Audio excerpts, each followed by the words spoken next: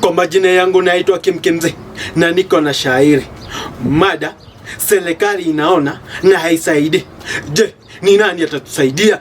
Kaini makini, tegeni masikio, musikie. Ukienda supermarket, kila kitu imepanda bei. Mafuta lita 2 imefikisha 600. Sukari kilo 2 inaelekea 300. Kila bidhaa kwa supermarket imepanda bei maradufu na serikali inaona. Je, ni nani atatusaidia?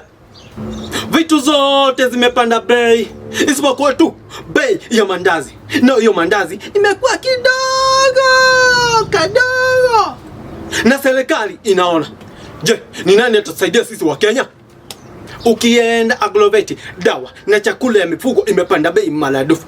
Kununulia ng'ombe chakula, bei imepanda juu zaidi. Kununua chakula ya kuku, bei imepanda juu zaidi. Kununua chakula ya nguruwe, bei imepanda juu zaidi. Na ukienda kuuza maziwa, unanunuliwa kwa bei baya. Kuuza mayai, unanunuliwa kwa bei baya. Ukienda kuuza nyama ya nguruwe, bado bei ni mbaya. Na serikali inaona. Je, ni nani atatusaidia? Bei ya fertilizer imepanda maradufu. Mfuko unatoka shilingi 1500. Juzi tu ilikuwa inatoka 2000. Wakenya wanaoweza kununua ni wachache mno. Je, nauliza, usipopanda chakula bila fertilizer, je, kutakuwa na mazao? Nauliza, kusipokuwa na mazao, si Wakenya watakufa njaa? Alafu hii chakula ikipandwa na hiyo fertilizer, ukienda kuuza, wanauza kwa bei hafifu, bei baya zaidi. Na serikali inaona.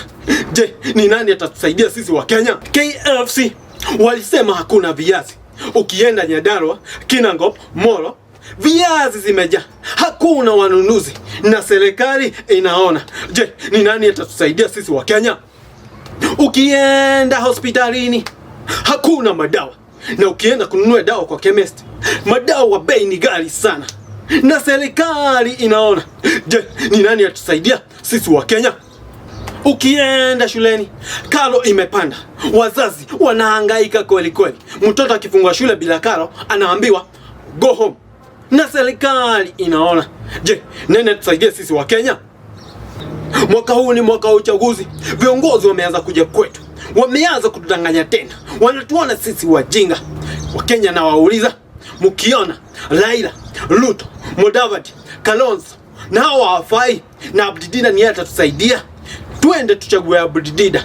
Wakenya huu mwaka tuchague kiongozi bora, kiongozi atakayetusaidia. Na serikali inaona.